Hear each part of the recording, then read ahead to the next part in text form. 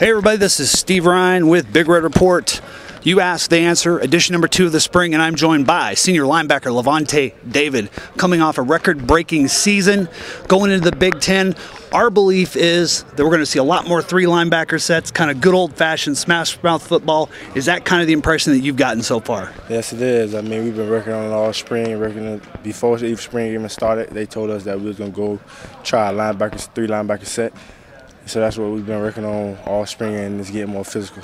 How was that for you, though? I mean, do you know what percentage of the time it was only you on the field last year during a game? I'm quite sure it's probably like 100% of the time. So a little less running. Yeah, a little less running, but at the same time, it helped me out a lot. You know, all of us, we could communicate, all of us know the plays and stuff. So whenever one guy's misaligned or don't know the assignment, he could look over, ask another linebacker, he'll let him know, put him in the right place. All right, well, let's get right to the questions so we don't keep it very long here. And what these are fan questions from all over the country, if I can figure this out. It's only paper, right? All right. First question is, Brian right here in Omaha. Well, that's boring. Lavonte, what are some of the challenges that a move to the Big Ten presents? Yourself, adapt.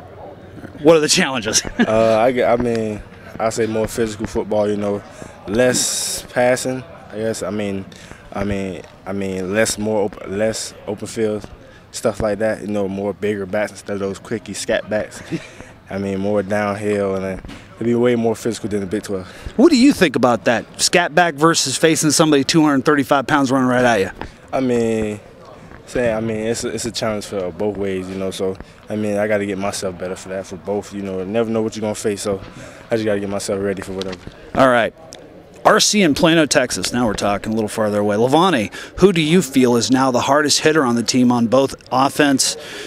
I probably cut him off there in defense. But on the defense, last year there was this competition between Ricky Tenars and Eric Martin as to who could hit the hardest. And I don't think we ever quite settled that, although Eric had a pretty good one against Oklahoma State. He's got the bragging rights of actually getting suspended by that. But who do you think? This is a sleeper out there. I call him Jimmy Epke, another fellow linebacker. He does hit, doesn't he? Yeah, a real big hitter. I mean, I love to watch Jimmy go out there and play.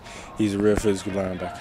How about these new guys? Some of these linebackers or safeties we haven't seen. These redshirt guys like maybe Corey Cooper, Harvey Jackson. Does anybody of those younger guys slam around? Yeah, I mean, everybody just trying to compete. I mean, everybody just flying to the ball. You know, it's just a slow process, so you got to take time.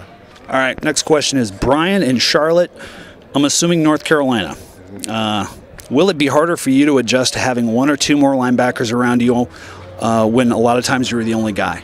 I mean, I think it'll be easier. Like I said earlier, you know, when you don't know what to do, you can look over to your fellow linebacker mate and he can tell you what's going on. So that's a big plus for us. Is stamina become a non-issue? You always seem like you were in really great shape regardless. I mean, you seem like especially towards the second half of the season, you were fine. But here, it wouldn't seem like you're going to be running as much. Yeah, it don't seem like it. But, you know, our defense, you know, is always compete and run to the ball. Lots of hats. 11 hats to the ball, so you just run to the ball every play. So, and that's pretty much the way you play? Yeah, that's pretty much. Okay, Alex in Orange City, Iowa, your new rival, the Iowa Hawkeyes. What aspect of your game are you trying to improve the most for next season? Communication skills, you know. So when the guy asks me what the play is or what's his assignment, I can look over and tell him in a heartbeat what to do. And I say improving my footwork. There's a lot of things I need to improve on. So, I mean, that's why we got spring football, so I can improve on it. You know, you say this, but you busted the single-season tackle record Husker history last year. Now, I know it's a pretty unique circumstance in that you had a lot of time out there on your own, but you're the one who made all those tackles, and you admitted last year that it wasn't until somewhere around the Kansas State game that you got the defense kind of down. Right. How much more jacked up do you feel about this season now coming in with that body of work behind you? Right, I just feel real jacked. I can't wait to play our first football game, and you know, it just gives me chills right now. I just can't wait to play. You don't even like the spring because there's no game, is there? I mean, football is football. I love playing football, so I mean, once you put the pads on, it's like a game every time to me. Any reason to strap it up? I mean, there's always a reason to strap it up. Paul in Omaha, with the move to the Big Ten, it's a little bit of a theme this year, isn't it? With the move to the Big Ten, is there any part of your game well, okay, you kind of already addressed that. Lavonte, what team? This is Pepe in Toma, Wisconsin. What team do you look forward to playing the most in the Big Ten and why? I mean, the whole Big Ten conference is a great conference. So I'm looking forward to playing every team in the Big Ten conference. I mean, it's a great conference. I mean, I think they had like almost every team to go to a bowl game this past season. Schedule's kind of brutal. Yeah, so I mean, it's a great challenge for us. What about Ohio State coming here? Oh, it's a big challenge. I think those guys who are suspended, they That's be their first game back. Yeah, so that would be a big game. Maybe the first game back. I mean, you could catch a little rust on them. I mean, yeah, but I know you're not going to talk smack. I know. I know you're better than that. Who the heck? No, that wasn't a good question. I should really read these ahead of time.